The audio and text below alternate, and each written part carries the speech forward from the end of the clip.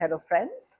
In this next episode, episode 15, as promised, I will be taking this katha, this beautiful story forward, Mahabharat की कथा, जिसमें कर्ण अंग देश का राजा कैसे बना, इसके बारे में बात करेंगे।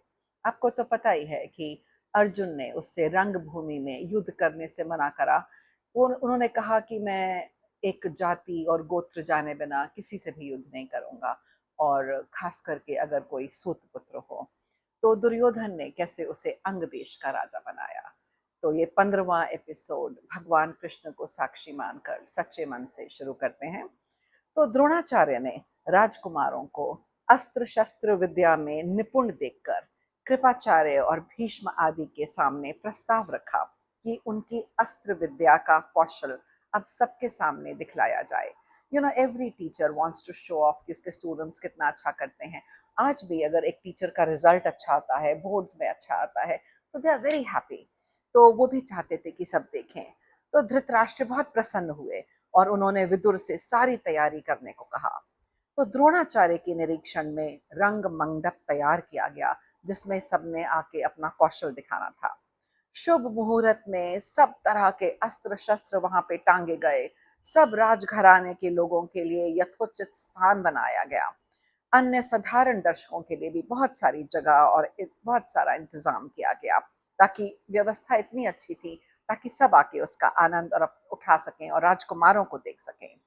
सब राजघराने के लोग एक बहुत बड़ी भीड़ के साथ, उत्साह के साथ वहां पे उपस्थित थे। सब राजकुमारों के शौर्य और शक्ति को देखना चाहते थे, क्योंकि आगे चलकर यही तो हस्तिनापुर के राजकुमार ही बागडोर संभालने वाले थे। सब देवी देवताओं के पूजन के बाद, ब्राह्मणों के मंगल पाठ के बाद प्रदर्शन शुरू हुआ। पहले सब ने धनुष कौशल दिखलाया, फिर रथ, हाथी, घोड़ों पर चतुराई दिखाई और आपस में कुश्ती भी लड़ी। भीम और दुर्योधन हाथ में गदा लेकर उतरे।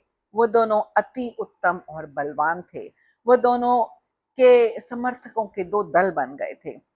तो द्रोणाचार्य ने यही अच्छा समझा, उचित समझा कि उन दोनों को अलग करा जाए। तो उन्होंने सोचा कि बात बहुत बढ़ ना जाए, दो दल अलग अलग लोगों का समर्थन कर रहे हैं। तो उन्होंने उन दोनों महाबलियों को रोका। फिर उन्होंने अर्जुन के अस्त्र कौशल दिखाने के निवेदन किया। और उन्होंने, क्योंकि अर्जुन उनको सबसे अधिक प्रिय थे और वो सबको दिखाना चाहते थे कि वो कितने कुशल हैं। अर्जुन ने पहले आग्नेय बाण चढ़ाया, फिर वारुणास्त्र चढ़ाया जिससे बारिश हो सकती है, और फिर वायुअस्त्र चढ़ाया जिससे आंधी चला दी जाती है। फिर पर्जन्यास्त्र से बादल पैदा किए, और परवास्त्र से पर्वत प्रकट किए, बहुत सारे पत्थर गिरने लगे। ये आजकल की मिसाइल्स और फायर लगाना, जो you say that bunker busters, ये सब वही तो है। तो अर्जुन ने ये सब बाणों का प्रदर्शन किया, और आज से कितने 6-7 हजार साल पहले की बात कर रहे हैं। और बादल पैदा करें तो सब कुछ छिप गया, और फिर उन्होंने वायु से सब कुछ हटा दिया। तो सारे लोग ये देख के बहुत असमंजस में थे, और बताना मुश्किल था कि क्या हो रहा है। पर सब कौतुक से भरे हुए थे कि इतना ज्ञान कहाँ से आया। अर्जुन के बाण इतनी तेजी से चलते थे कि पता ही नहीं, उसकी तीव्र गति थी कि पता ही नहीं चलता था कि कितने बाण छोड़े गए। Now you can see how modern and futuristic war was their war at that time. They already had that war art. And we are now talking about advanced systems. They already had all of it.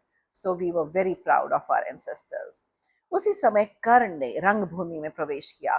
उसने अर्जुन को संबोधित करते हुए कहा कि घमंड ना करना, मैं तुमसे ये सब कुछ बेटर, अच्छा करके और विशेष करके दिखा सकता हूँ। तो सब दर्शक खड़े हो गए और तहलका मच गया कि अर्जुन से ज्यादा दिखाने वाला कौन आ गया। अर्जुन तो इस एक बार बिल्कुल लज्जित हो गए, और उनको बड़ा अजीब सा लगा कि ये कौन आ गया। फिर उन्हें क्रोध भी आया। तो वो गुरु द्रोण की आज्ञा से कर्ण को उन्होंने वो सब कौशल दिखलाने को कहा जो अर्जुन ने दिखलाए थे। तो गुरु द्रोण को पता नहीं था कि कर्ण इतने निपुण हैं, तो उन्होंने उसको आज्ञा दे दी। तो अर्जुन ने बहुत गुस्से में कहा कि मैं बिना बुलाए आने वालों को, और बिना बोलने वालों से बोलने को जो गति मिलती है, मैं वैसे ही गति तुम्हारी करूंगा।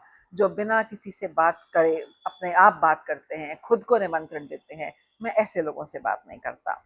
कर्ण ने कहा कि रंग मंडप तो सबके लिए है।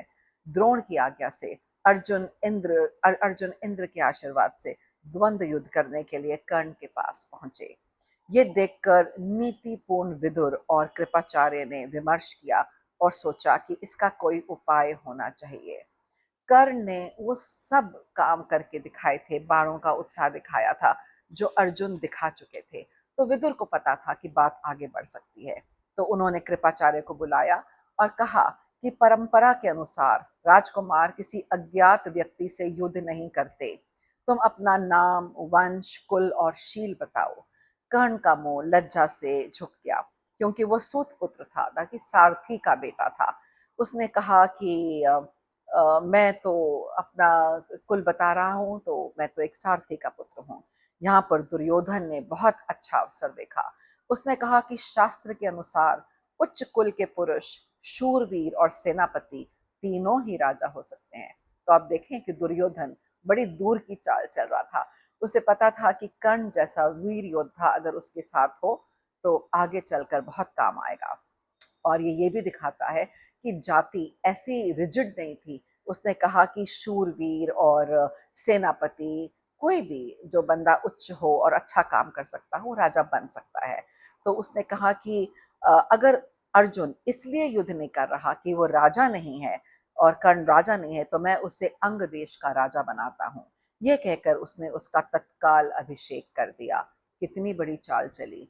कर्ण को अपने एहसान तले दबा दिया और कर्ण उसका आभारी हो गया, कृतज्ञ हो गया और कभी अब उसके विरुद्ध नहीं जा पाएगा। तो महाभारत का एक और मोहरा शतरंज की चाल पे, बिसात पे आ गया। कर्ण के पिता अधिरथ बहुत प्रसन्न हुए।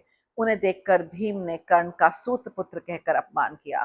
कर्ण ने सूर्य को देखकर भी चुप रहे और अपना मुंह नीचे ही रखा, कुछ कह नहीं पाए। उसी समय सूर्यास्त हो गया और आयोजन समाप्त हुआ, परंतु युद्ध तो दिलों में धधक रहा था और शुरू ही हो गया था। अर्जुन के मन में कर्ण को लेकर बहुत गुस्सा।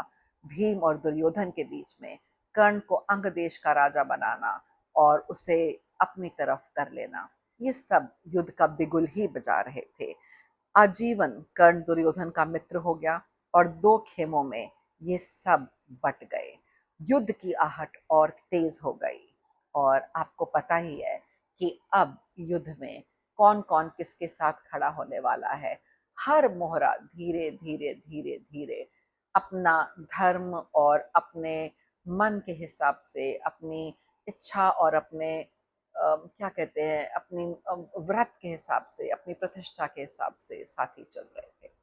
तो अगले एपिसोड में हम देखेंगे कि एपिसोड 16 में हम देखेंगे कि द्रुपद कैसे अर्जुन द्वारा हराए गए और धृतराष्ट्र की वाज वेरी स्कैर्ड कि युधिष्ठिर बहुत पॉपुलर हो रहे हैं और वो किसी तरह से युधिष्ठिर को नीचा दिखाना चाहते थे।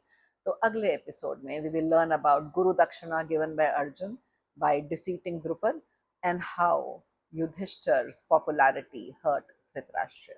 So stay with me and be ready for the next episode. Have a nice day, all of you, and share your comments below.